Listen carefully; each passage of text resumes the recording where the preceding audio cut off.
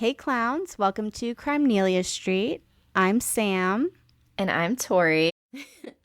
Okay, so episode 2 or 1 Yep. or one of the first, somewhere Yes. around there. The beginning era. Yes, exactly. We're in our beginning era Mm-hmm. of Crimenelia Street. What's happening this week? What's going on for us? We had Father's Day today. Did you guys do anything to celebrate? Austin did some disc golf today with the boys, and then Cool. Charlotte and I went shopping. Woohoo! Yeah, so we went grocery shopping, and I'm sorry. And I made actually some really good mac and cheese, and we had ribs and a big old Mmm, watermelon. So yummy. that was pretty much our Father's Day. Fun. How Nice. about you Sounds good. guys? We also went disc golfing, and then we went to a steakhouse. So we thought we would maybe at the beginning of our episode, Sam is a big bevy girl. I'm also a big bevy girly. Um, so we figured maybe at the beginning of the episodes we would go over what we're drinking this week because I think it's gonna be kind of a toss up every week. Right, right. And hmm hydration is important, so. Yes. Or dehydration. Or sometimes dehydration. Sometimes it's necessary. Well, tonight I have a nice crispy DC Diet Coke. Okay. And that's I'm a on the Diet Coke girly. dehydration side, I think, right? Yeah, I mean, there's some water in there, but yeah, it's True. probably not great. But I mean, I do have water in here. The Stanley And Cup. Austin said I was absolutely insane because I made myself a cup of coffee. The cup of So coffee. I have So three we got three options. bevies on the plate. We can kind of go in Yeah. between the three. It's so funny because I almost, after sitting down, I was like, should I make a cup of coffee real quick and bring it here? And Right. I was like, girl, don't be crazy. You have to work tomorrow. Yeah. You'll just be lying in bed like, what have And I just to done? be, yeah. And just to be clear, so Sam is on the West Coast and I'm on the East Coast. So it's a bit later my time than Sam's time. Yes. So she's drinking coffee at a very much more reasonable hour than Right. than it would be for me. Oh my So, yeah, but I did think about it. Right. It almost happened, but It did, it did. So Mhm. I poured myself a glass of red wine. Nice. In these fancy little wine glasses we just got, which you can only see if you're watching the camera, but they are made of paper, and I'm Oh, considering sending them back because they're glass, but like they feel like they're made of paper. it can be dangerous. There's so little glass that is but put into this glass product. Right. I feel like I can look at it the wrong way and it's gonna shatter. And Yeah, then also, if you're gonna dehydrate, you have to rehydrate. So I've of got course. me a large cup of water as well. I love So that. That's great. Yeah. thanks. Or Yeah. actually, don't go too high in pitch because that would What? shatter the glass. Don't go too high in. And there it is. I love that. Oh. Okay, so for the sad stuff, to just kind of bop into that, Right. um, my case this week is about the Trailside Killer. Have you ever heard of it? Not too much. Okay. So the way that I fell into this episode is that I am a Real Housewives of Beverly Hills fan. I was watching it, and you and I were talking about starting a true crime podcast at the time, and Lois Rinna, like, just very briefly kind of went over her experience in the show, and I wrote it down, and I was like, you know what, I'm gonna look into this. Little did I fucking know what I was getting. I listened Wow. to so much true crime and I've never heard of this one before. Yeah. So he had a lot of it. It's a bit of a doozy. Just trigger warning now for like intense violence in some of these cases, and I keep it pretty vague because I don't I just don't want to go like into the super details of stuff, but like some of the stuff you kind of have to talk about just to show how much of a monster this person truly was. But it is a bit of a doozy. We have 8 victims, 6 survivors, then two murder victims that he is suspected as the killer for. So the Trailside Killer's name is David Carpenter. He was born May 6th, 1930, to Frances Elizabeth and Elwood Ashley, and they married in August 1929. From here on out, I'm just going to call him Carpenter to make it easier, and if I'm referring to his parents, I'll call them by their first name. Okay. So as a child and teenager, Carpenter stuttered, he was a bedwetter, and he showed signs of cruelty to animals. So that's like 2 of the 3 of the McDonald triad. So he had 2 of the 3. The 3 signs for the McDonald triad is cruelty to animals, bedwetting, and then obsession with starting fires. And he had the bedwetting and the cruelty to animals. And then he also had a stutter. He had the stutter from when he was young. As a child, he was forced to take ballet and violin lessons as well by his mother, and he was teased by other children for that. Again, this is like so he was born in 1930, so he's probably taking these lessons in the early 1940s or so, I would think. Okay. So you could see why a boy might be teased for being in ballet in the early for sure 1940s. His mother didn't want him to seek help for his stutter. It was weird because she would like set appointments for it, but then like find these strange ways to bail out of them, or she would like get to the door of the appointment of like walking in and then just turn around when she got to the door. So it was weird. It was almost like she wanted to seek help, but then like wouldn't when the time came. Carpenter wet the bed well into his teens, and he had very few friends even as a teenager. And I'm only mentioning him wetting the bed because of the McDonald triad. I'm not trying to like tease this teenager. Right. I mean, it's clearly an issue. Like, it's not. It's not normal. Yeah. Right. Yeah. So Frances, Carpenter's mom, was known to be abusive towards Carpenter as well, physically abusive. Carpenter ran away from home when he was in 10th grade, and he went to their family cabin. And this next part, it's like a little bit gray. I'm not sure like when he stopped living at the family cabin or if he stayed there until his first institutionalized time frame or what. I'm sorry. It's just part of the wind's working against us tonight. We will persevere. Can't stop us. Nope.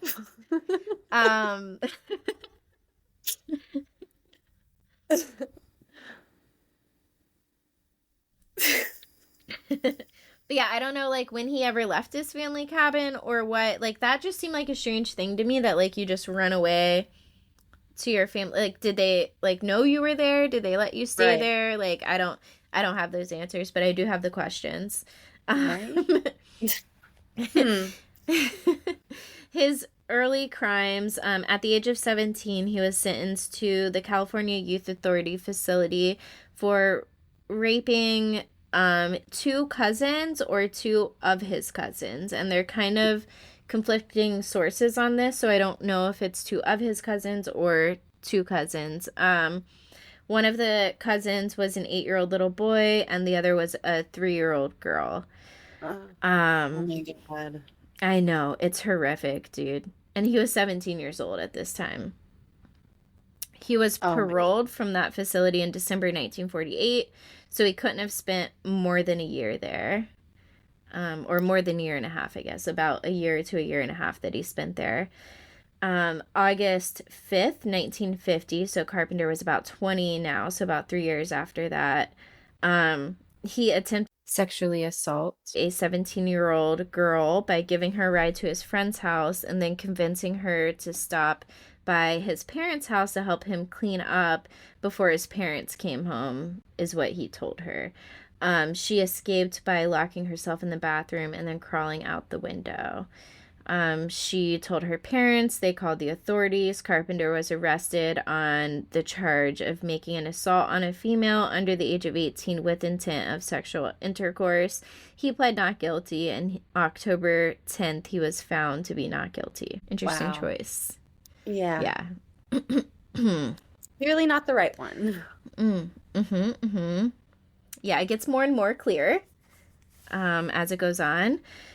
His first attempted murder was in 1960. It was Lois Rinna, who is TV personality star Lisa Rinna's mother. And this was before Lisa Rinna was born. So we may not have had Lisa Rinna if this went in a different direction, which is crazy to think about. So Lois knew Carpenter from work. She worked for an advertising company who worked with the organization that he worked with. While Lois was waiting for the bus to go to work, Carpenter saw her, picked her up, and convinced her to come with him to see his wife and new baby, and says that he'll bring her to work after. Instead of bringing her to his home, he brings her to a military base and drives her down a, not very traveled road. Which, if you're gonna do a crime, something about bringing someone to a military base to do the crime just things that make you go it seems reckless almost, but I guess this area just felt really remote, so it felt like a safe place. I don't know. Seems crazy to me. It's right. And also to the place with all the military, not just the regular police but the military ones. Yeah. What was your end game? Did you want to get caught? Or was it the thrill of, maybe doing it somewhere like that? I don't know.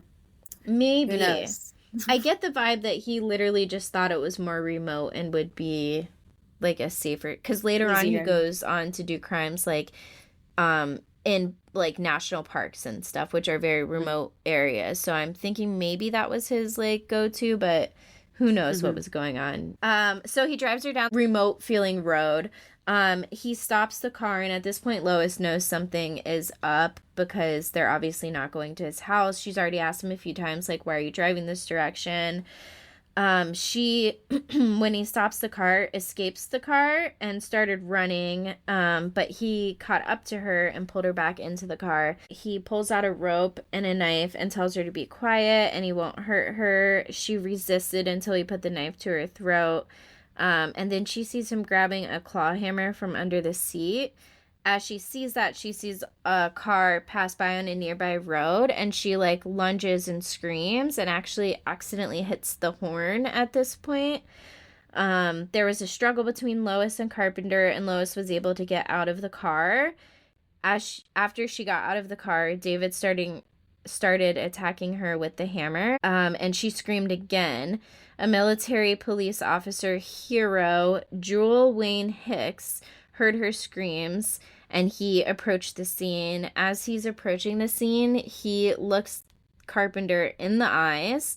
Carpenter looks at him as he continues assaulting Lois, and Carpenter continues to attack Lois until the officer is close enough to physically attack Carpenter, which really just shows the level of monster that this person deranged. is. Just absolutely. That is that's nightmare fuel right there. Right. That dude will always remember seeing that. And keep in mind, this is the 1960s. This is one of the first victims. Right? Wow. Very documented. This guy is office rocker. We all know that. Everyone involved in this scenario. Should not be in society. Right. So the officer and Carpenter get into a struggle. Carpenter eventually drops his hammer. As the officer's calling for backup, Carpenter pulls out a fountain pen gas gun. What is that? How big can that be? One might ask, what the fuck is a fountain pen gas gun? Well, I've Googled it for you. Perfect. It is exactly what it sounds to be. So it was Nice. mostly used in like covert operations and such, but it is a gun that appears to be a fountain pen. Wow, that is terrifying. But shoots real bullets. Yeah, and most of them were designed to shoot 22, which is like the smallest caliber bullet. But this one shot 38 ammo. So it's a decent sized bullet coming from a fountain pen. Yeah. Looking, that's insane. I don't know. That's crazy to me. I never heard of such a thing. Right. It's like, what are you gonna do? Shoot me? And it's like, yeah. Actually, Damn. I have my pen, my handy dandy pen. Like, what? Wow. So the slug barely misses the officer, but it did kind of braze his cheek and burned his cheek. The officer opened fire on Carpenter in return and shot Carpenter twice, once in the abdomen and once in the leg. Both Carpenter and Lois needed medical attention, so they put them both in the back of the same cop escort vehicle. And Lois resisted getting into the back seat with Carpenter back there, and they insisted that she did and put her back there with him and drove them to the hospital together. And I feel like that's something you wouldn't see in today's time. Right. Like, leave that fucker on the side of the road. Yeah, like until another car gets there. Like, that is fuck you. I cannot imagine being like insisted to get to be anywhere near that person, let alone in the back of a moving vehicle. Like, you can't just get out of a moving vehicle at any point. And like, what a range of emotions, because she almost escapes and then he drags her back and then the cop comes and she's like, oh, I'm saved. And now she is like stuck. Oh my God, right? And then he like had a chance against the cop at one point too. So like, what in her head is saying that she's even safe with the cops, you know? Yeah. Oh, that poor girl. For real. Lois's injuries included a fractured skull, which was broken in 2 places, and tendon injuries to her fingers from defensive wounds. She had to undergo immediate brain surgery when she got to the hospital and had 2 plates put in her head. They also did tendon grafts, but they ended up being unsuccessful. So I'm not totally sure what that means for her. I don't know if maybe she didn't have like full motion in 2 of her fingers. Or maybe she got it fixed later. I don't know. August 3rd, 1960, when his wounds had healed up enough, Carpenter was booked into San Francisco City Prison and charged with assault and intent to commit murder. During his time at the hospital, Carpenter claimed he didn't remember the attack on Lois. Convenient. Yeah. Right. August 25th, 1960, Carpenter's lawyer claimed the psychiatric evaluation that had already been conducted for Carpenter was superficial, and he demanded a second one. October 8th, the lawyer informed the judge that they would plead insanity. So they got a second psychiatric evaluation, and that one decided that Carpenter was competent to stand trial, so they couldn't plead for insanity. He ended up being sentenced on March 9th, 1961 to 14 years total from 3 charges, 5 years for assault with a deadly weapon on Lois with the claw hammer, and then 5 and 4 years respectively for assault with a deadly weapon on Officer Hicks with the claw hammer and then with the gas gun. He was initially also charged with intent to murder Lois, but that was dropped as a plea bargain. So he never actually got charged with that crime, which is upsetting. What? Yeah. Yeah. So he's charged with 14 years for this like horrific attack on a woman, which just doesn't feel long enough. Not at all. No. Also, by the day of his sentencing, all of a sudden, conveniently, again, his memory had returned to him. And he said that it came back to him while he was watching the movie Psycho. So, just what a freak. Right. What is going on with this guy? He mm. It's the mother. It's the mother. But also, obviously, it's his responsibility. The mom and the dad weren't great. This guy, Right. though, like, obviously those things didn't help him to be a normal human, but there's plenty of people who have had very trying circumstances and have also become Yeah. normal Rapists and people. murderers and yeah. Yeah. So after he was sentenced, he went to McNeil Island, which is a U.S. penitentiary in Washington. And he went there April 12th, 1961. During his time in the penitentiary, his wife Ellen, who he married before, filed for divorce with the date of the attack, of Lois's attack, which I think was just kind of badass. She was like, this was the day we were divorced. Yeah. The final straw. Yeah. And Ellen got custody of the 3 children, thank God, and $1 a month for child support. I think it was per child, but I'm not sure. I didn't specify in my notes. And then $1 a month for child support. Oh, sorry. And then $1 a month for alimony. Divorce was granted on the charges of extreme cruelty and wrongfully inflicting upon her grievous mental suffering, meaning upon his wife, Ellen. Yeah, and accurate. It must have and been good pretty for her. bad. Can you imagine, like, Well, I think having the children suffering. with this man? Yeah, the suffering was like finding out what he had done. And I'm glad she was getting like some kind of financial support too. I don't know like what $1 comes out to back in 1961, but I'm glad that even though he was like probably not making a lot of money and stuff, he still was required to send her something. Yeah, that's good. Divorce was granted October 27th, 1960. Also, while he was at McNeil Island, he was getting a lot of psychiatric care. Through all of his incarcerations, you'll see that, like, he's getting a lot of psychiatric care, which is so interesting to me because, I don't know, in my head, I just never really saw the 1960s as, like, a time for like reformative like psychiatric care, but maybe I was always thinking of it from a woman's perspective. Right. I mean, weren't they still doing lobotomies and stuff then?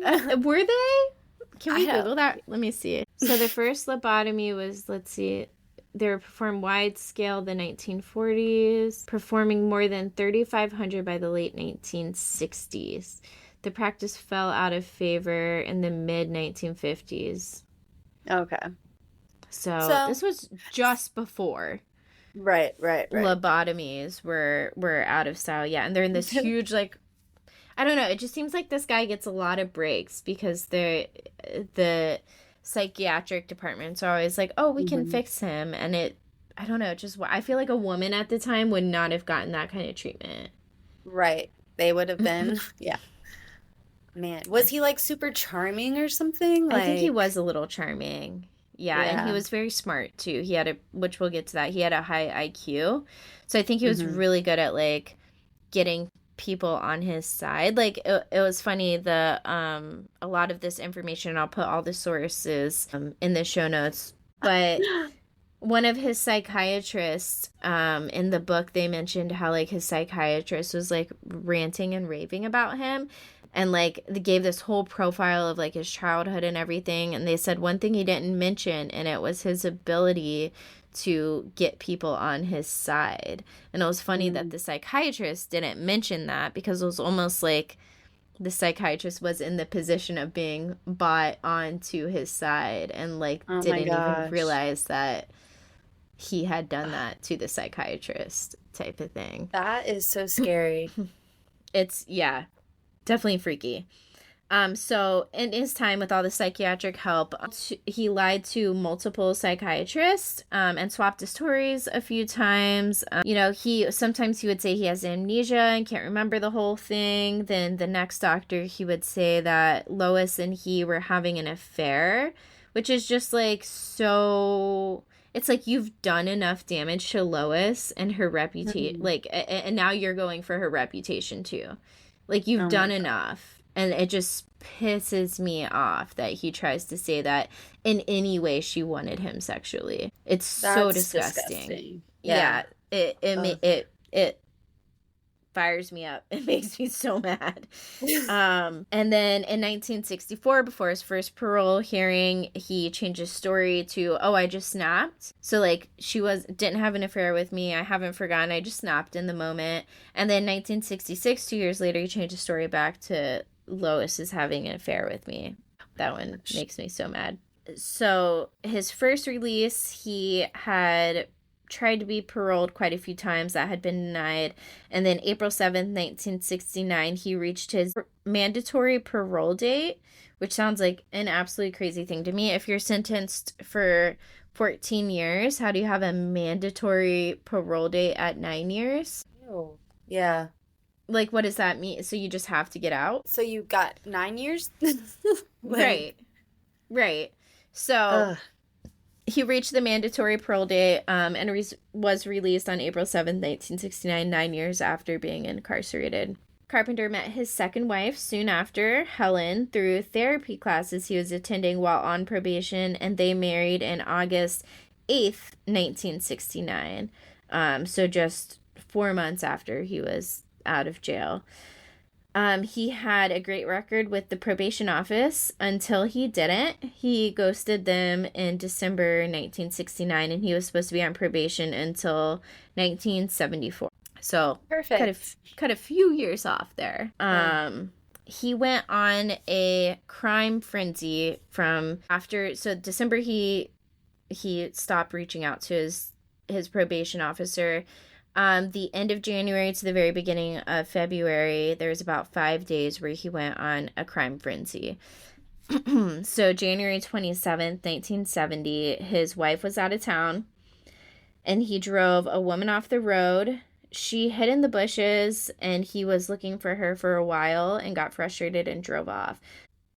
Thank God for her scrappiness. Yes. Like, so she got away, and I love that. Like, and I have a little note here that says, "Thank the Lord this woman was so handy." Yeah.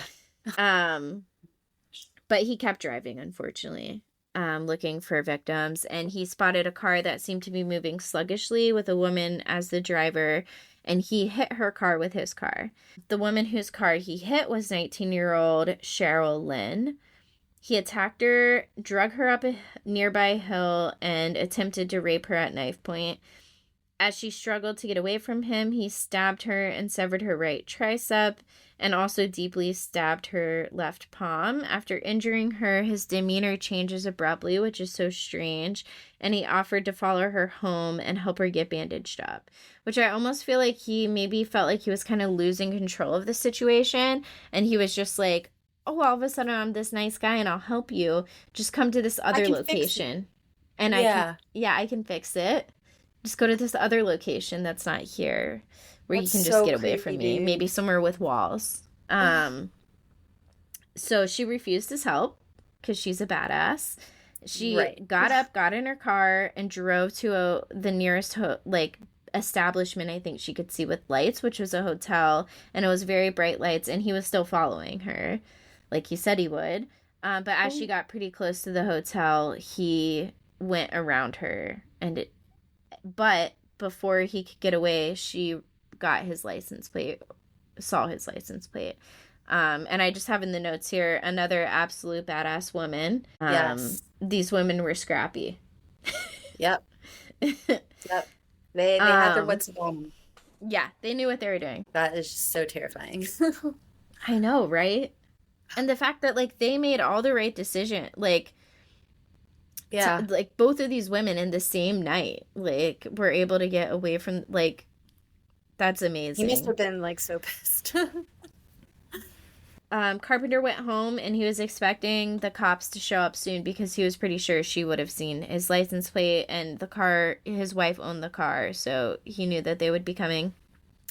So they did come that night. They knocked at his door, and he walked out the back door because they weren't there. Yeah, they were at the front one, so why not just kind of bop out the back one?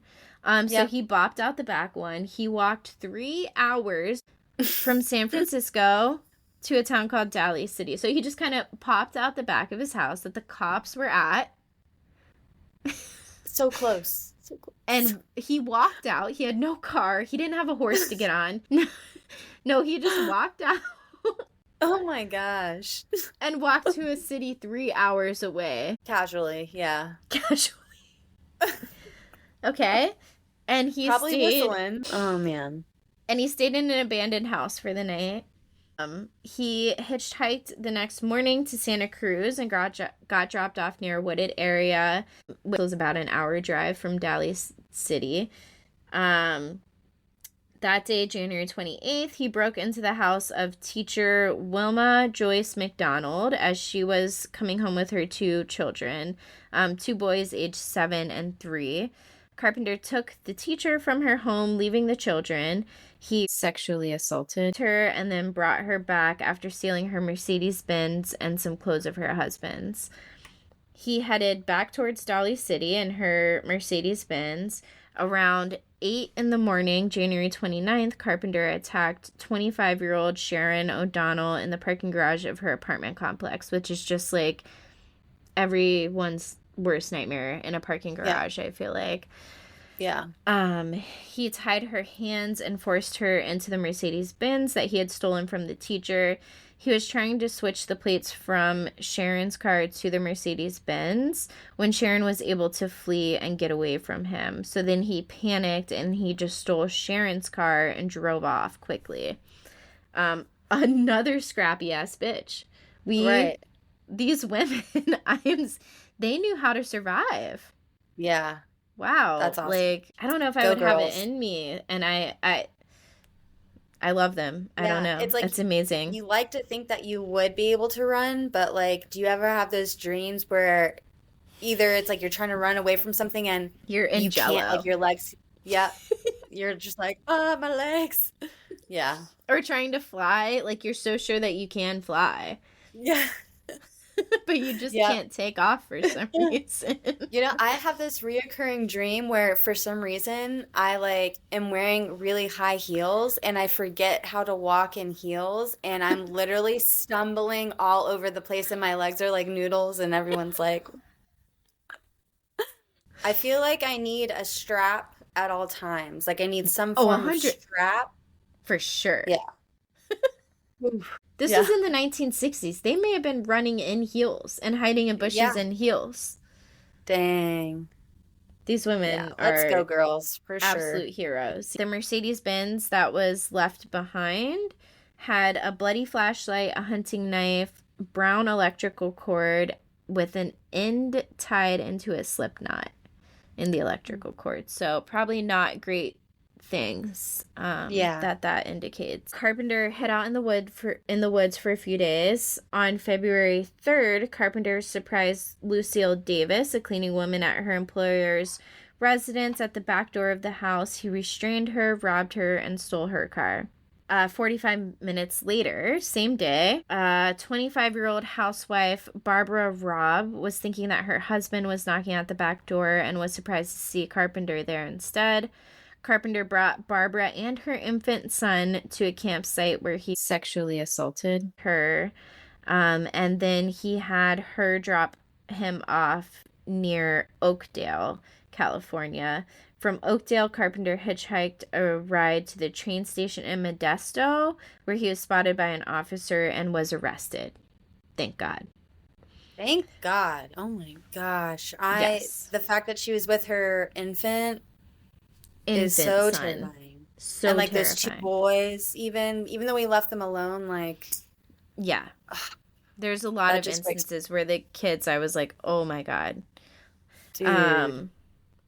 And there's a lot of reports of this guy, I should say, too, when he was under 18. So we had the one report of the cousins. There are also other reports. I just couldn't find enough different sources to validate them. But it seems like there was a lot of molestation and pedophilia prior to him becoming an adult as well on other children. Just a monster. Yeah. Yeah. So he went to Calaveras County Jail was where he was originally sent when he was arrested. He was arrested February 3rd, 1970, while he was awaiting trial and sentencing. I think the trial had already happened at this point. He was just awaiting sentencing. But Monday, April 27th, 1970, Carpenter led an escape with 4 other inmates by cutting through their cell bars and climbing out a skylight, which maybe prisoners don't need skylights at this point. Right. They'll be fine without them. Don't let them out. Right. Oh, gosh. Luckily, they were soon sniffed out by the bloodhounds and returned to their cells. A few days later, May 1st, Carpenter was sentenced. And this whole part was kind of confusing in the research for me to find out, like, exactly what charges he was sentenced with and how many years the actual sentencing was originally versus, like, the amount of time that he actually did. What I was able to find was that for the 2 counts that he was sentenced for armed robbery, he did 5 to life. And for the 1 count of kidnapping, he was charged 1 to 25 years. For the 2 counts of auto theft and prison escape, he was sentenced 6 to 5 years. So I'm not sure what all that added up because they're all like ranges. So I don't know like what the actual sentencing amount of years added up to. They're like mandatory parole, 5 years. Right. I do know how much time he actually served, which we'll get to here shortly. But before we get there, the judge did say at his sentencing that, and I quote, "This man is extremely dangerous and that he should be incarcerated for a substantial period of time." Thank you. Thank you. It's so good to hear someone say that. Right. So he went to Vacayville. While he was incarcerated there, Carpenter was indicted for 5 counts initially and pled guilty to all 5. While he was there at Vacayville, he had more psychiatric treatment. Thank goodness. And Yes. in May 1970, upon arrival, Carpenter was evaluated to have a high IQ of 125 and a personality disorder that manifested itself in hostility towards women. Shocker. Right. They could have told you that how many years ago? Yeah, so this is 1970s, so I think we knew that 10 years ago from my Lois. goodness. And then years before that, even from other women. Right. So if they had just let the women kind of run the show from the beginning, Yeah. I think things may look None a of little this would have different. happened. Mm-hmm. Right.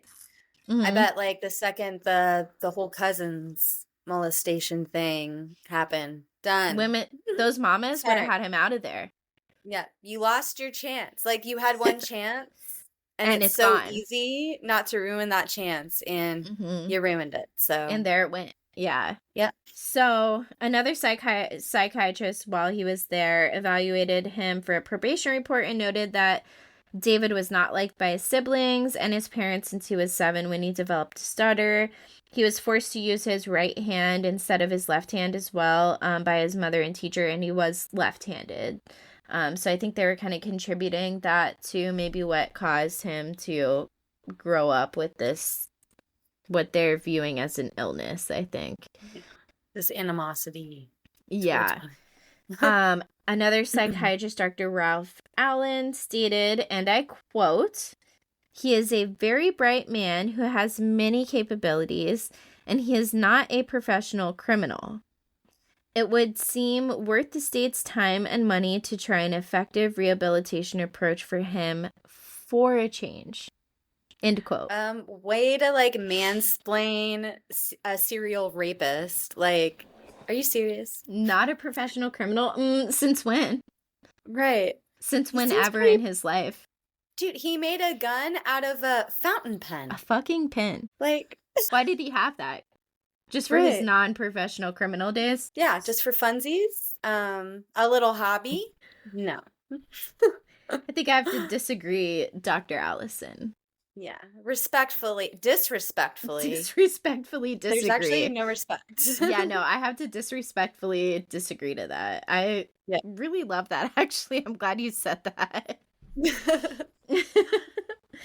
um, Between June 1970 and December 1972, Carpenter was moved between a few different facilities. During his time at the different facilities, he had no disciplinary problems. Once his federal time was up, he went on to serve time in multiple other facilities that were also federal facilities for violating the terms of his 1960s assault conviction probation. Carpenter made friends during this time, one of which who was Molly Jo Purnell, who was a pen pal of his while he was in jail, which is always a very strange. Oh, Molly Jo. Oh, Was Molly that Jo her name? Purnell. Yeah. I all of the women who are writing these kinds of people in jail, I've never been able to wrap my head around it. Very odd. Yeah. Carpenter was released to a halfway house May 21st, 1979, under federal supervision 9 years after his conviction. Okay. So this is the second time we're like, He's fine. just let him out. Yeah. 9 years What is could enough. go wrong? 9 years Yeah. is enough. So as much as I couldn't figure out how much he was actually sentenced, he got out after 9 years. Oh my Lanta. Yeah. So first time 9 years, second time 9 years. Okay. What could happen? Yeah. Right. So he was released May 21st, 1979. He was on parole until October 28th, 1982. So for at least 3 years after he got released. August 20th, 1979, Etta Kane's body was found on a hiking trail in Mill Valley, California. Her body was found in a kneeling position, face down, as if she was forced to beg for her life. Etta was reported missing after not returning from her hike the night before. She was shot in the back of the head with a .44 caliber gun. Some of Etta's clothing had been taken by her assailant. One of Carpenter's neighbors around this time also reported a .44 caliber gun missing from their home. Okay. A clue. In hindsight, yeah. Right. After the halfway house, Carpenter moved back home with his parents. Mary Frances Bennett was 23 years old. She was found on October 21st, 1979, and she was stabbed 25 plus times. She went missing while jogging in a park near Land's End, San Francisco. Her body was found lazily buried in a shallow grave near a golf course with twigs covering her. That Sunday, Carpenter was treated in an ER for a deep wound to his left thumb and various cuts to his hand. Carpenter told the doctors he was bitten by a dog while hiking. Also, another hindsight. So these facts, I'm sure, were collected in hindsight.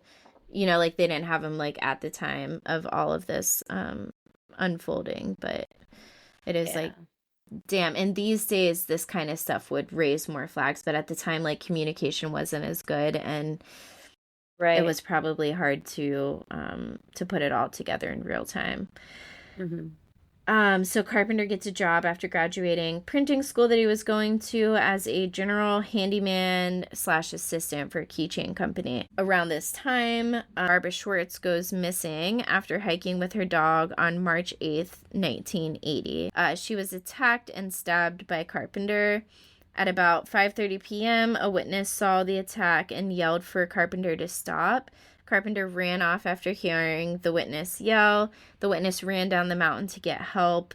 Once the witness got down there and called for police, the police came up the mountain as well. Barbara's dog wouldn't let the deputies near her body for some time, which is just like, I know every time I like say it gets, it wells some things up in me for sure.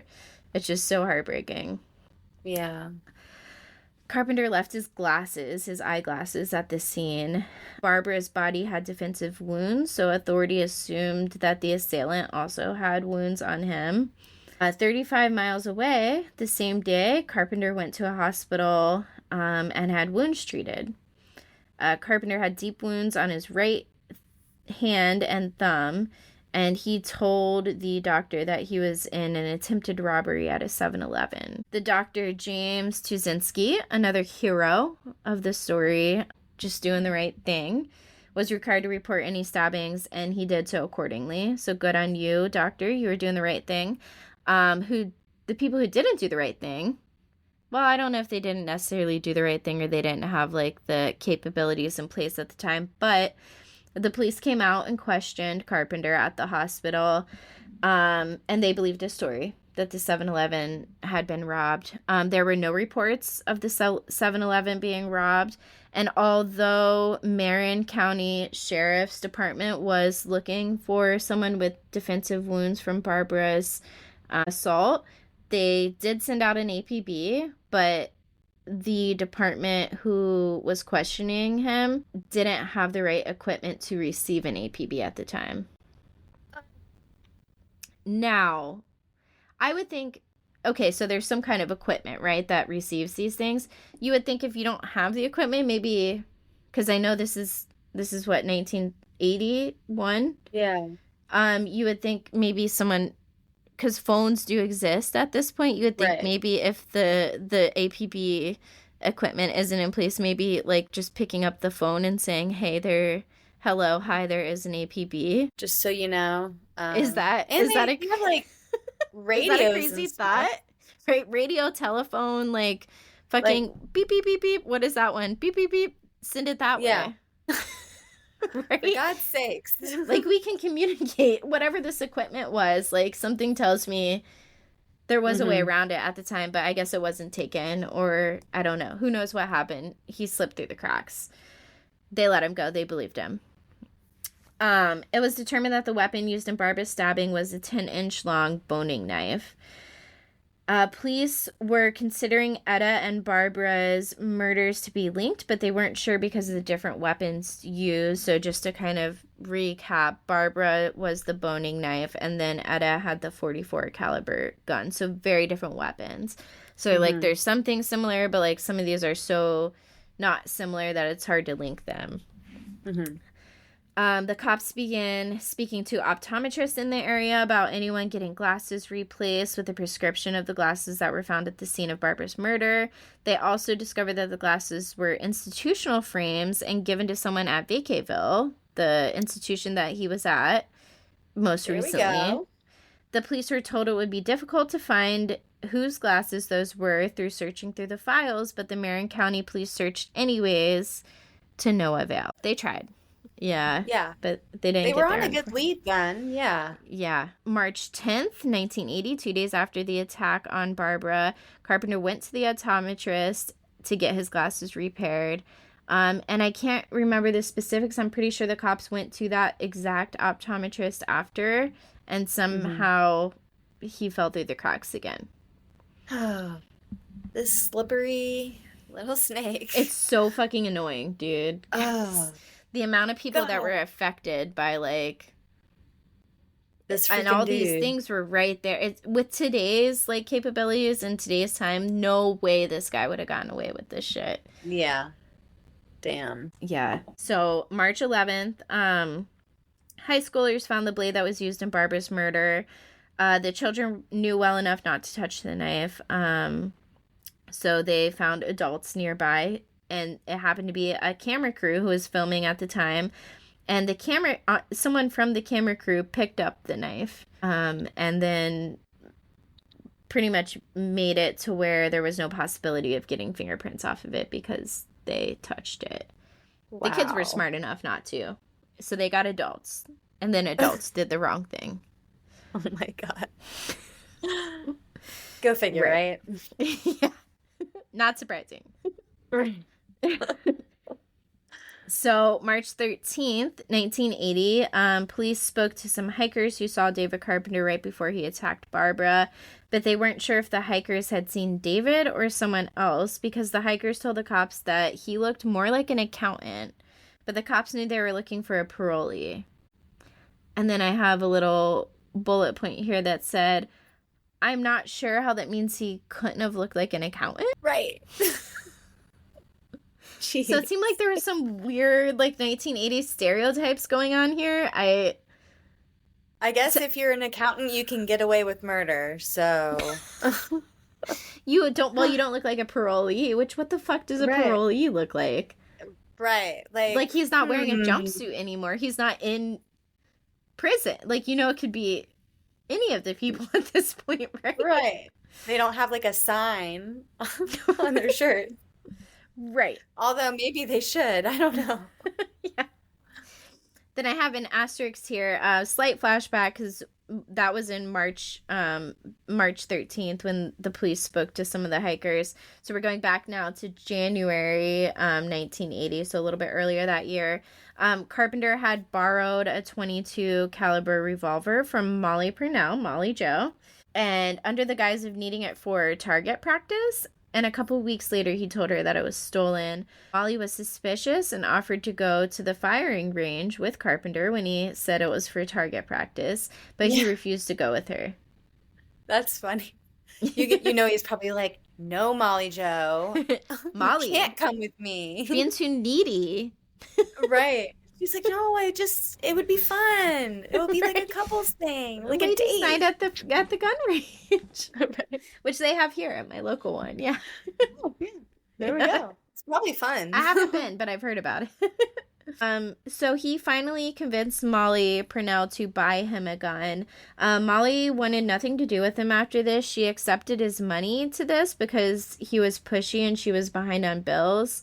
But she initially didn't want to do it and ended their friendship after this because she knew he was talking to other women, and her debts to him were paid off after she got him the gun. And then I have another bullet point after this that said, the friendship continues later though, eye roll. So she was clearly like suspicious of him, why he's wanting this gun, why the guns are going missing. And she knew he was up to no good pretty much, but then just she cuts off the friendship. She says she does, but she doesn't actually. Yeah. So October 11th, 1980, Rick and Cindy go missing. They were recently engaged 3 days before they went missing. Rick was getting restationed to Point Reyes, and they were going to check it out on October 11th, and then they were supposed to be home to Cindy's sister's house that night, October 11th. So when they didn't show up for dinner that night, Cindy's sister got worried. She knew that Cindy had hiked in the Point Reyes area before, and she was excited to show Rick some of the areas they had hiked before. They went up the Skyrim Trail, and they were never seen again after that. October 15th, Cindy's sister reports her missing. And then I just have here that they got engaged 3 days before, which is just like so fucking tragic. Molly Purnell, surprise, continued to receive calls from Carpenter. He called her October 5th, 8th, 9th, 10th, and 12th, but not the 11th. And the 11th was the day that Rick and Cindy went missing. October 13th, and Evelyn Alderson went on a hike in Mill Valley, California. One of the last sightings of her was from an employee who worked at a local inn that was just at the trailhead. And after his shift, he went on an evening run, and he saw her sitting in an area called the Mountain Theater, which is like an amphitheater that's kind of carved out into the mountainside. And she was just sitting there in deep thought, and she was super into yoga and stuff, so she was probably meditating or just something in, like her that. happy place. Mm-hmm. Yep, exactly. She was reported missing October 13th. This same day, October 13th, Carpenter had a really bad day at work. Oh, boo-hoo. Right. His boss had been out of work for a while and came back that day and was just kind of irate and screaming at everyone. So poor. Yeah, I guess sometimes bosses do that. Yeah, poor Carpenter. Search was conducted October 14th for Anne. Her car was left in the parking lot of the West Point Inn, which is the inn that the employee worked at, and her trunk had been pried open. On top of the spare tire were some tools, her purse, and her hiking boots. She was last sighted only 1.5 miles from the parking lot where Etta Kane had been found. Her body was found in a kneeling position over a rock and thought to have been it was thought that she had been forced to beg for her life. October 15th was the day that her body was discovered. She had one shot to the right side of her head, and the cops noticed that the Trailside Killer, so they just know him as the Trailside Killer at this point, he always kills somewhere where there's a significant hike in. It's not like he can just like jump in his car and run away. Like, it's almost always at least a mile or more of a hike in. Kind of calling back to the military base deserted road. Yeah, exactly. Yeah. Like these like remote areas. Yeah. Anne was fully clothed when she was found, but there was semen in her underwear. They also did DNA genetic markers testing. They were able to narrow down the suspect to within 6% of the population based on like the secretion and some type of electrophoresis. It was thought that he took her off the trail and then allowed her to get dressed again before murdering her. An officer working on the case noticed that her murder was on Columbus Day as well, which may point to her assailant having a job that gives holidays off, which was the case. Interesting. So after Barbara and Ann's murders, Bob Gadini, a Marin County officer, requested from the DOJ a list of all recently released men with a history of sex crimes. Carpenter was not included on the list. He's now, there was the most. Right. And there's a bit of a reason. Yes. And there's a bit of a reason for this discrepancy. It's kind of like the inner jurisdiction, the classic jurisdictional discrepancy. So they were looking for someone on parole, and Carpenter was not technically on parole because he was in a halfway house, for one. Which is like such a silly technicality. Also, he was released to the federal institution because of those 39 extra months he had to serve because of the probation violation. And because he was released to federal, so state law requires that Carpenter were to register himself as a sex offender, but the federal law did not. So he didn't have to register himself as a sex offender, and he also wasn't considered a parolee, even though he was on parole, because he went to a halfway house. Gosh, it's like the perfect storm. The amount of times this slimy motherfucker just slips through the cracks it's despicable. It's so frustrating. He's probably so cocky because of it too. He's like, oh, it'll be fine. I can do what I want. Mark McDermott, who I don't know if we have him on the list, but we're gonna have to add him to the list of episodes if we don't already have him on there. Okay. He's a person who was suspected as the Trailside Killer for some time.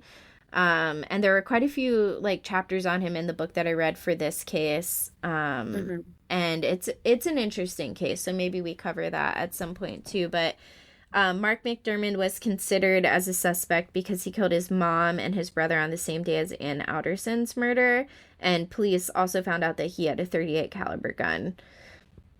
It was later found out that that was not the gun that was used in the Trailside murders, though, so it definitely was not Mark McDermott for the Trailside killings. But they did suspect him for some time. Let's see, this whole bit can be skipped. So November 28th, 1980, Diane O'Connell went missing between two other women hiking down switchbacks. Do you know what switchbacks are? I feel like, no, I don't. That's okay. Yeah, you don't have to know what they are. I was I'm trying to think. When you go like up or down a mountain, like they'll have like the trails are carved out into the mountain as like zigzags because it's too intense to go straight up or straight down the mountain. So you kind of go in this like zigzag pattern down. So Roxanne has one of those. Yes. Yeah. So all three women were in this group together, and they all three hiked up to the top, and then like had some conversation at the top, and then they all knew that they were gonna hike down at different paces. So they said, you know, they kind of separated, but they knew in what order they were all in because they would have passed each other otherwise, right? So it was one friend and then Diane and then the other friend. So the first friend gets down to the bottom and is waiting for Diane. Diane doesn't come. Finally, the third friend shows up and they're like, wait, where was Diane? She was in the middle of, like, we know she was in the middle because she hadn't passed either of us. So she had to be in the middle. And then also when Diane went missing, Shauna May was hiking up the trail at the same time. And Shauna May actually walked into Diane O'Connell being abducted and was pulled off the trail as well because she happened to walk up on the abduction. So hikers on the trail, and the trail was about 50 yards away from where Diane and Shauna were at the time, heard one gunshot at 3:10 p.m. and another shot 50 seconds later. The women were forced to strip, fold their clothes neatly on their bags, and then kneel before Carpenter shot them. Police searched that night, but the fog forced them to quit at 11 p.m., and they were searching for both Shauna and I think Shauna had a partner that she was hiking up with as well, but also like staggered pace. So they were searching for both the women and had to call it off at 11 p.m. because the fog got too thick. So they started the search again the next day. As the search teams were searching the next day, they did find 2 bodies, but the bodies were more decomposed than they expected for Shauna and Diane, who had gone missing the day before. And those bodies actually ended up being Rick and Cindy, who were, the couple who went, or the recently engaged. Yeah, I know. I keep wanting to say newlyweds too. Yeah. And so sadly, the man's face was facing Cindy, which, it's so fucking heartbreaking. What a monster, dude. And then Diane and Shauna were found about a half a mile away from the other victims, from Rick and Cindy. It was determined that Diane was strangled and then shot in the back of the head. Women's underwear were found stuffed into the mouth of Diane's body. Bruising on Shauna's body indicated a piano wire type weapon was used on her wrist, and she had 2 shots to the back of her head and 1 into her right eye, which is so personal. Yeah, so unnecessary, dude. Like, all of it, obviously, but that really shows like a certain level of anger, I feel like. And it's kind of believed that it was because she interrupted the abduction, that maybe that's where the anger came from. A pair of underwear lay in front of Shauna's head as well that had probably come out of her mouth when she was shot. Her body was found with her legs spread as well, Shauna's. Ella Hansen and Steve Hurdle go missing March 28th, 1981 from Henry Cowell Park. Ella wanted to bring her boyfriend camping for the first time. She was like an experienced outdoors woman and he wasn't very experienced, and she like knew all the plants with their scientific names and everything and was just like so excited to bring him out on his first camping trip. Ella's mother, so this was right after a trip that Ella was taking to Hawaii with her mother, and her mother was supposed to join them on this trip in Santa Cruz, but something came up for her mother and she ended up not being able to come on the trip. Ella and Steve initially passed Carpenter on a hike on their way to a redwood grove. So they're hiking down to it and they pass him on the way, and he was actually like cursing and yelling when they passed him, and he was very out of breath. So they like took him as someone who wasn't experienced enough to like be where they were, and he was headed back to what they thought was the trailhead in the parking lot and such. So they just assumed he was frustrated and heading back. In between the time Ella and Steve saw Carpenter again, Carpenter was spotted on an observation deck, which is kind of lower down on the trail, or I guess sooner on the trail if you're coming from the parking lot. So there's a parking lot, the observation deck, and then the Redwood Grove Trail that Ellen and Steve are going down. On the observation deck, Carpenter conversed with a couple hikers, but he was being strange, and instead of looking out at the view, he was looking down at the trails below. And there was an opening in the trail that you could see from that observation deck where Ellen and Steve were coming back up the trail at this point now from the redwood grove that they had visited. So Ellen and Steve run back into Carpenter, and he pulls a gun out on them and pretty much separates them. Carpenter tells Steve that he has to walk down. Carpenter forces Steve to walk down the trail away from him and Ellen, and he was telling Steve that I just want sexually assault. I'm not gonna hurt you guys. Right.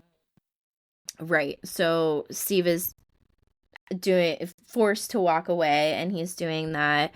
And then he hears gunshots. And then it stated that the hikers on the observation deck, which wasn't far from this scene, they heard 4 or 5 shots. The 5th shot, they're not sure if it was just echoing in the canyon or not. Ellen was shot first, and then Steve. Steve was unconscious for some amount of time after being shot.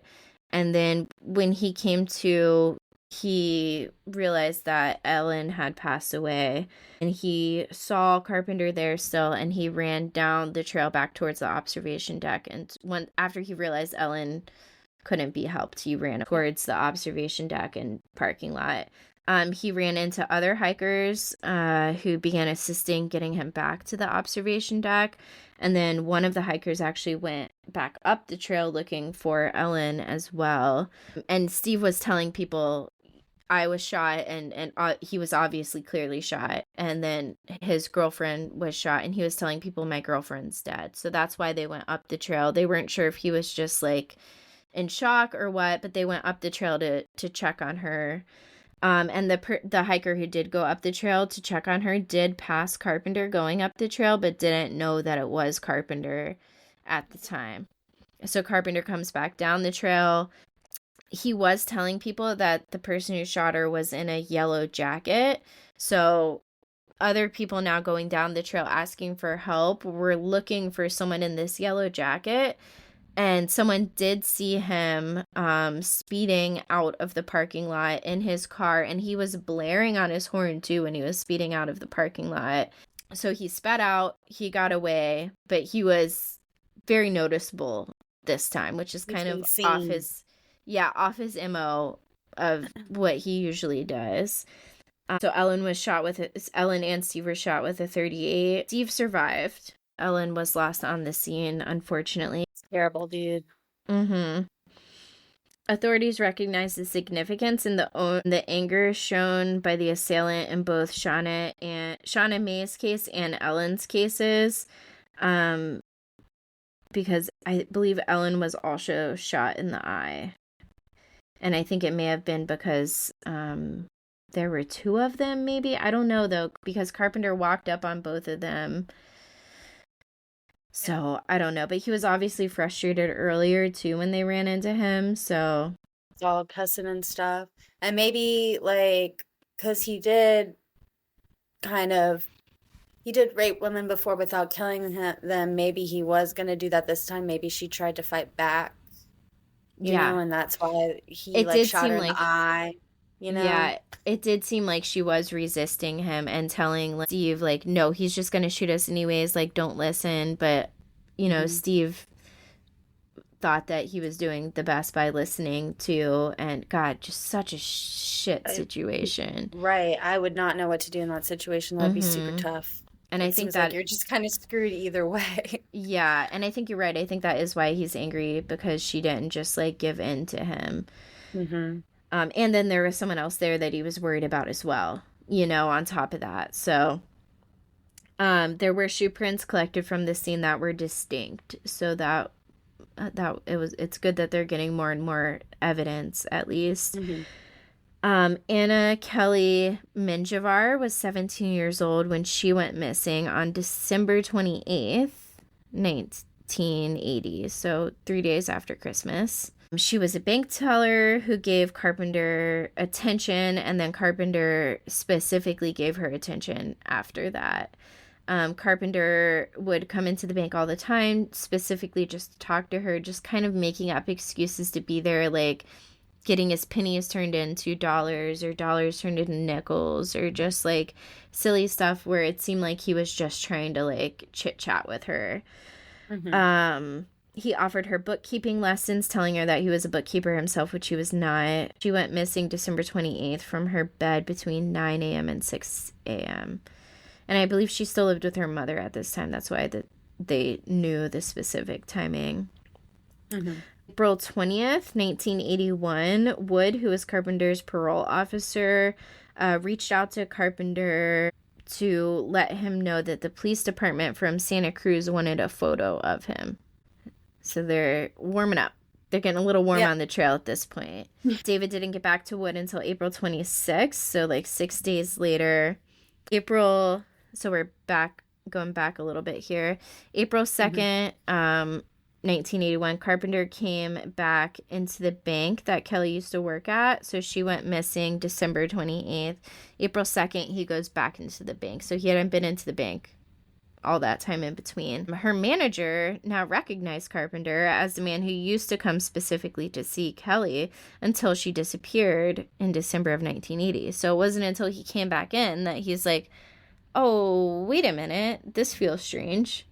Yeah. This guy used to always come here specifically for her, and then the second she went missing, he didn't come anymore.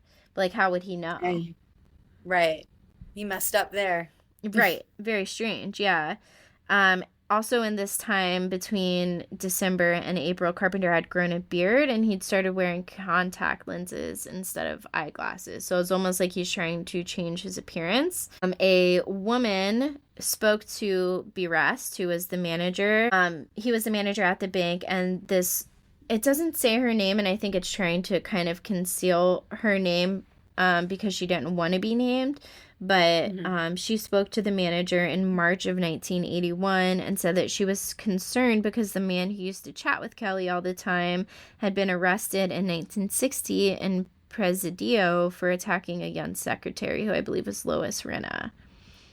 So this woman knew some of his background. I don't know how. I don't know who she was, but she told this bank manager, hey, and this was in March. It was 3 months after Kelly had gone missing. Wow. But she's like, hey, I saw that guy talking to Kelly all the time, and this guy was actually arrested for creepy things. So April 17th, Berest finally decided to notify the authorities about his suspicions about Carpenter. Carpenter was now working as a typesetting instructor at a printing organization that was affiliated with the school that he attended, which was it was some kind of typing school. Different time. Cool story, bro. Different time.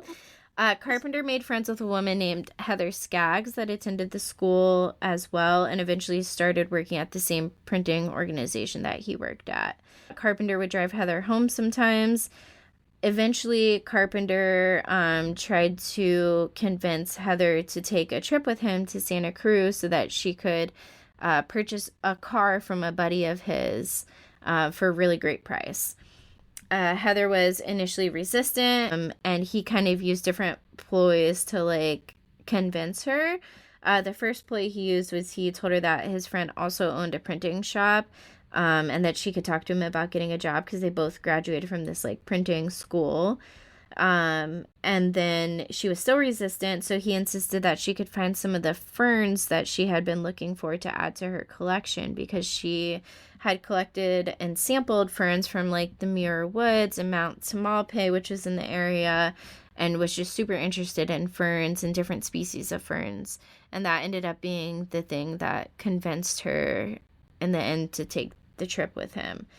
So she was finally convinced by the fern thing, and Carpenter told her not to tell her boyfriend, her roommates, her mom, or anyone that they were going on this trip, and he told her to bring the $400 in cash for the down payment on the car. She said that she would come, but only if her friend Dan could come, her boyfriend Dan could come, and Carpenter said no, my friend who sells the car is like, you know, kind of hesitant around strangers, and I don't want you to miss out on this good deal because you bring a friend along. So Heather did end up telling her boyfriend and her roommate, Dan and Tammy, that she was planning on going on this trip. She admitted to her roommate she was nervous to go and that Carpenter told her not to tell anyone and to bring cash.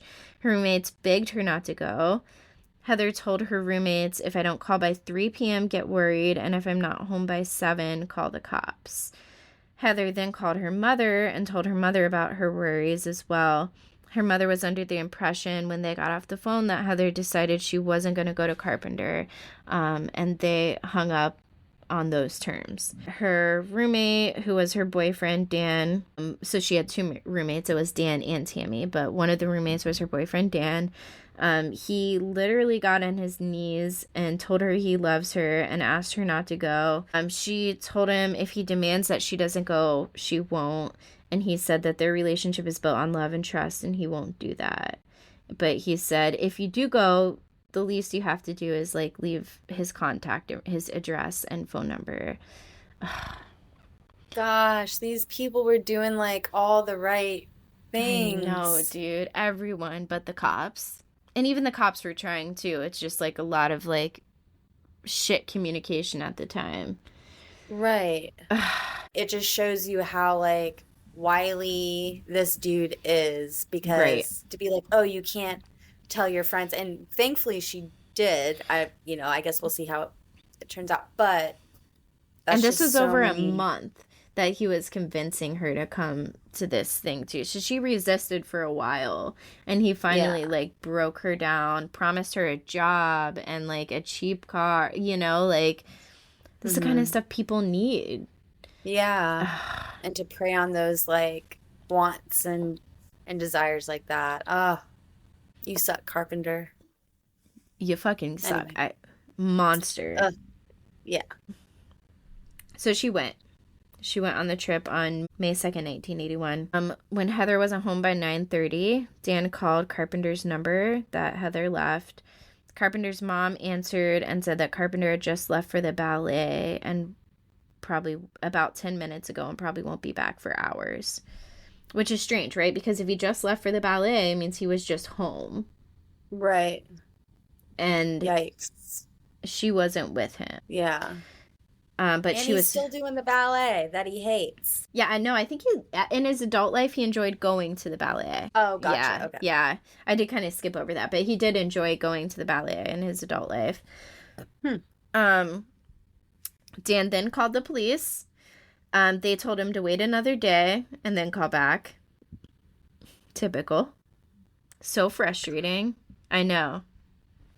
Absolutely frustrating. Dan also notified Heather's mom, and then Dan met up with a friend of his and went to Carpenter's house and waited for Carpenter to come back from the ballet. When Carpenter got back home, Carpenter said he slept in and didn't pick Heather up from the convenience store that they were supposed to meet at that morning. Carpenter also showed Dan a receipt of a car repair that was completed at noon as an alibi, and he had actually borrowed a car from a friend of his while he put his car in the shop for like minor repairs that weren't necessary, and I feel like he was trying to set that up like as some kind of alibi. So now with his affiliation to Heather, her friends and family's suspicions after all the warnings that she gave them, and Carpenter's background, the police were onto him.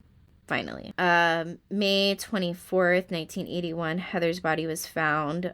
She had a bullet wound through her eye. She was shot somewhere else than where she was discovered and then dragged to where she was discovered. The caliber of bullet that was used was .38. She was left naked with one earring, just like Ann Alderson was. And it was determined that Heather had been sexually assaulted either right at the time of death or just before. They brought the jawbone home, showed a few friends of theirs.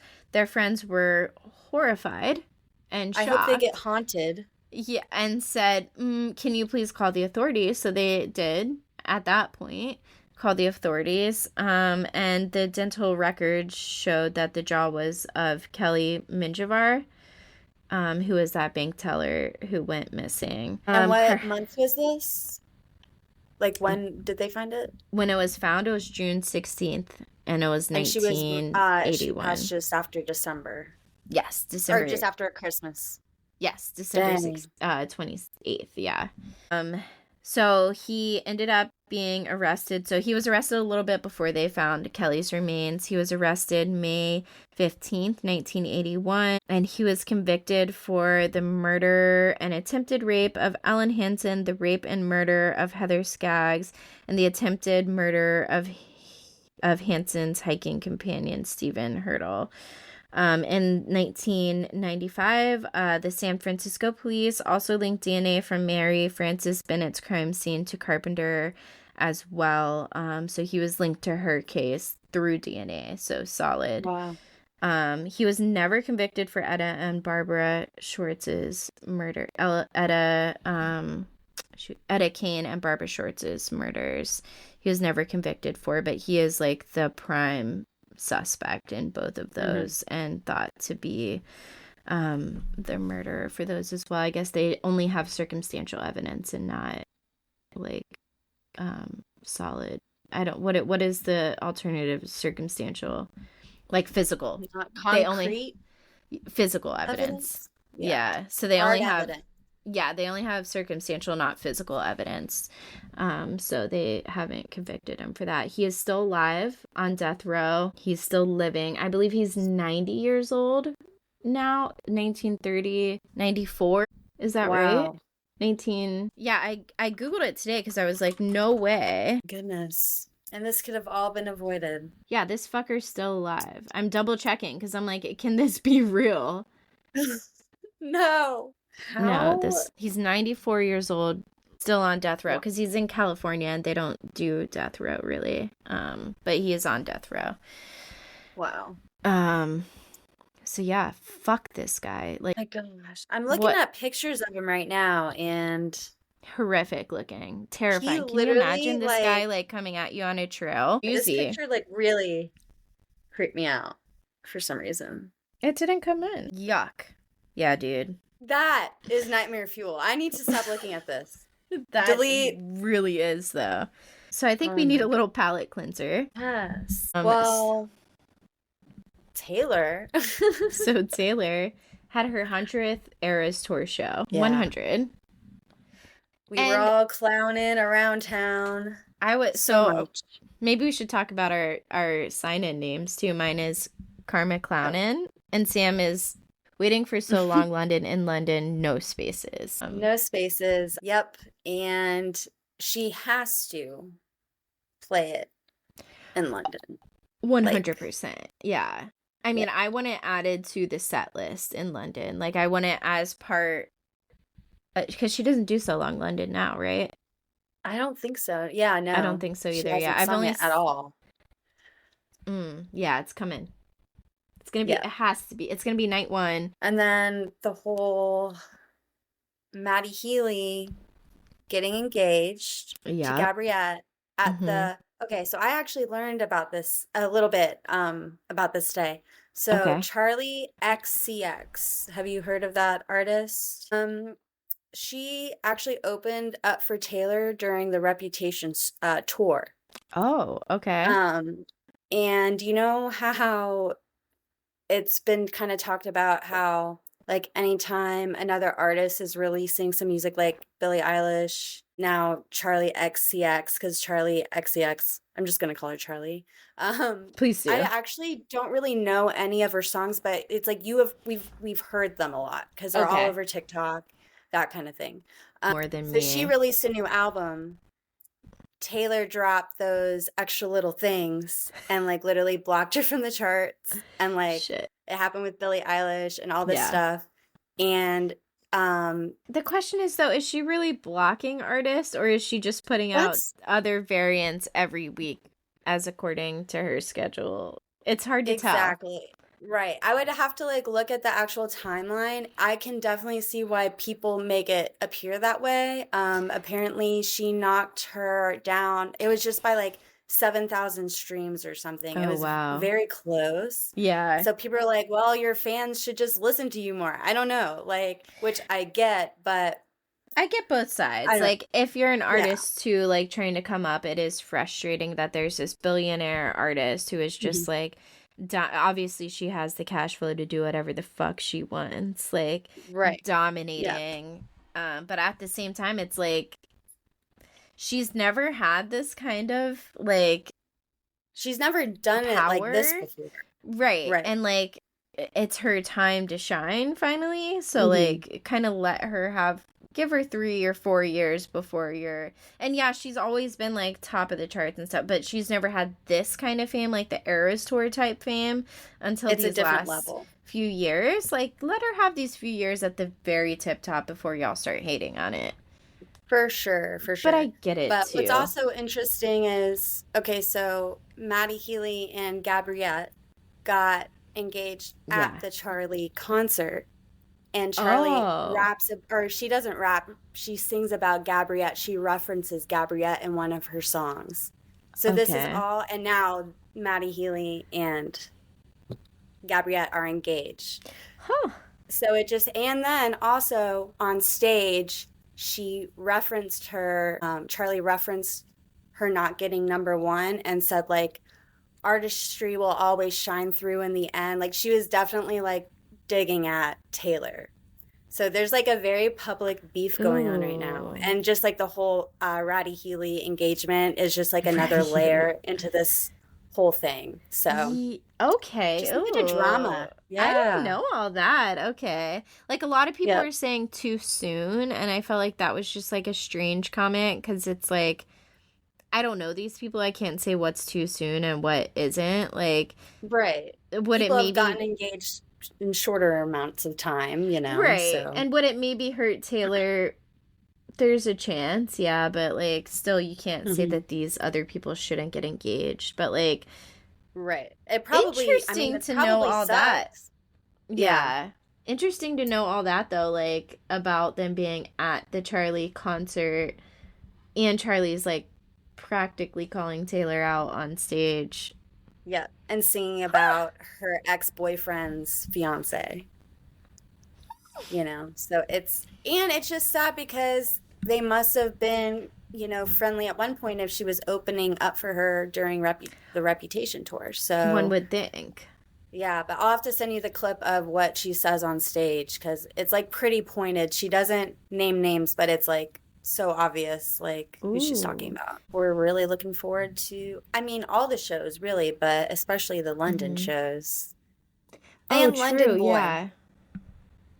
She's gonna do like London Boy and So Long Do you think London. she'll do London Boy? I guess it hadn't even, like, come into my mind that she would do London Boy, because I instantly think Joe when I think, and London Boy, honestly, one of my favorite songs, and I know that's It's such so an unpopular catchy. opinion. Yeah, When I I know. I I went like to it. London, March 2020, not a great time. Not Oh, a great time to go to London. The trip was cut short. We came right. back early. We didn't want to go, but we couldn't cancel everything before because the travel ban wasn't in place. But anyways, there was, like, a time period where we were stuck in our hotel because we were trying to reschedule our flights. And we just hmm went down to the hotel bar and we got a bottle of wine and brought it up to the room. And we were on hold with Delta trying to change our flights for like 7 hours. Oh my God. And I had London Boy on repeat the entire time. Oh my God. My poor That's boyfriend great. at the time. Oh, he's like, I get it. We're I in got a London. London Boy. Oh man, no, it is such a catchy song. But yeah, I hope it is. Well, it's like I feel maybe like a London Boy and So Long London would be like too personal. Maybe not. What am I saying? No, she I don't gets know. personal with us. Right. Yeah. Yeah, I'm like that doesn't even make sense. Is it just me, or did her speech on the 100th show make it seem like she's getting a little burnt out from the Eras tour? I mean, I think, yeah, because she could easily continue this. yeah. Just like Bruce Springsteen, you know, Mm-hmm. like she But could that's keep like, going, if people would come. if she's just like made of infinite energy. And I think it's probably it's got to be wearing on her at this point. Like, the girl needs a break.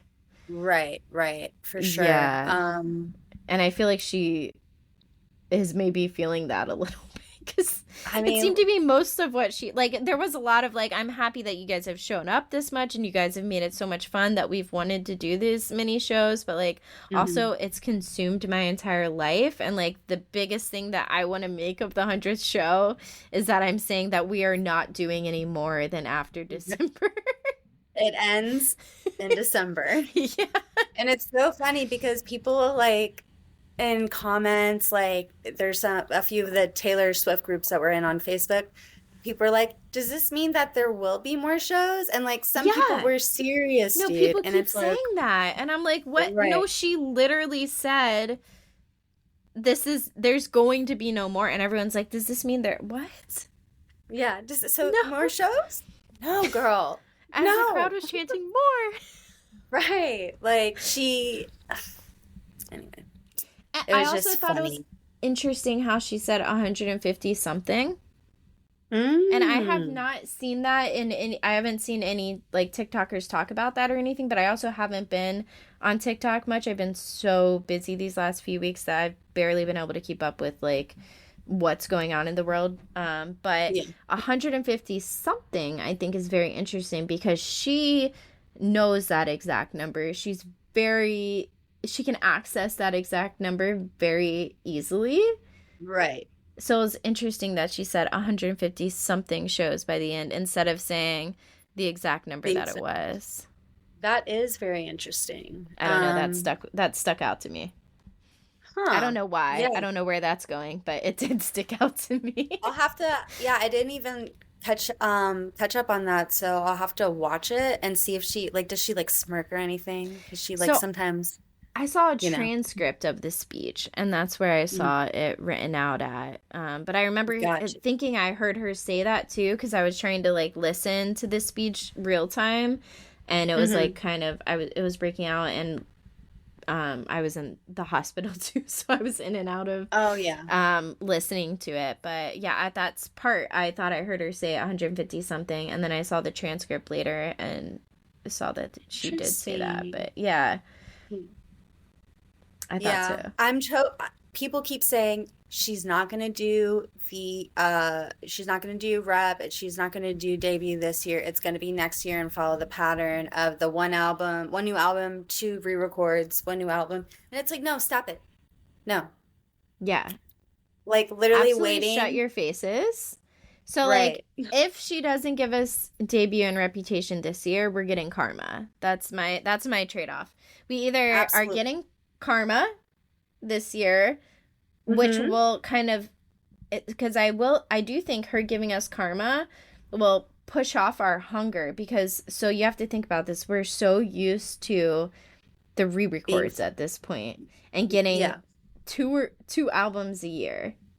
When she takes that away, what's gonna happen? Like, it's gonna be a frenzy of hungry Swifties. We're gonna be starving, and she's gonna go back to a regularly recorded schedule, you know. So I feel like Karma maybe gives her some kind of buffer to that at some point. I don't know where it fits in. This is why Karma Clownin is my there we go username screen name today. Well, also okay, so, like, Karma's the last album, and when she was with Calvin, then she wrote This Is What You Came For, but, like, at first it was under, like, a ghostwriter name, but Calvin did say that he did the writing pretty much and, like, kind of just credited her.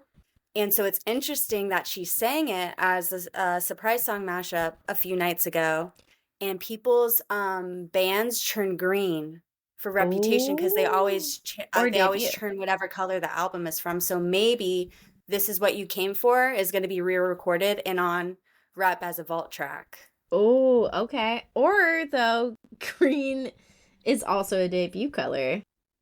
True. So there's two different greens on, or no, I think the wristbands show the same green for both debut and Reputation, if I'm remembering correctly. Or it's like a slightly different green. and it's hard to Yeah, tell unless you see them like back to back. I can't remember for what. sure. I do wonder, actually, that just brings me to the point as debut is nowhere, except for a surprise song or two, right? But why isn't it True. a part of the Eras tour? Like, Yeah. what's the reason? What is the reason? Yeah, and I've always thought that too, because like debut is what pulled me into the Swiftyverse back in I want to say it was 20 no, I said 20, it was 2002, I think. Dang. When did debut come out? No, I no, first that's heard not it in right. 2007. 2006. Okay. 2006, because I graduated 2008, and I think it was 2 years before I graduated, so I think 2006. Let me see. Gotcha. Yeah, I heard it in 2007 in my friend's car. She's like, "Have you ever heard of Taylor Swift?" I'm like, "No." She's like, "Oh my gosh, you have to listen to this song." And it was Teardrops on My Guitar. I was like, "Oh, this is so good." Yes, that was it was Teardrops on My Guitar and Our Song, I think, that hmm that pulled me in. But yeah, it's suspiciously missing.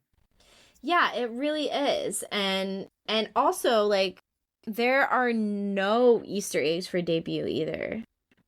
Which like I keep Hmm. saying like people aren't like that excited about debut, so maybe that's why, but I feel like we're not that excited because we're not getting I wasn't even that excited about Reputation until all these Easter eggs kept coming out, and then I was like, well, now I'm going to watch the Reputation Stadium tour, and I watched it, and I'm like, Yeah. oh, This is this is so much better amazing. than I realized.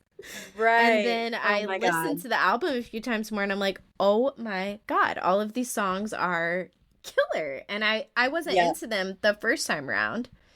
And then Yeah. all the hype over Reputation got me back into them, and I'm like, oh my God, these are so good. But yeah, where are the Easter eggs at all for debut? At all. Yeah. Like, where's the hype? Where's anything? And like, I can understand maybe the fans just have picked one or the other, but like, where's the hype from Taylor Nation? Or the Yeah. Eras tour? Like, there's nothing for, that's a good point. There's nothing for debut. I really do think that we're all gonna just fall in love with it though. And like, I think it's gonna be Mm-hmm. so good. I think it'll be really interesting what the vault tracks on that are, Yeah, because I don't even for know what to sure. expect. I Right. And it might be fun and light and just like happy, which might be Yeah. nice. Happy, Um, right. We're in our Maybe, tortured poets era, so yeah. we're down bad. Which, Yep, that's all for now. And exit to the right and so long, London.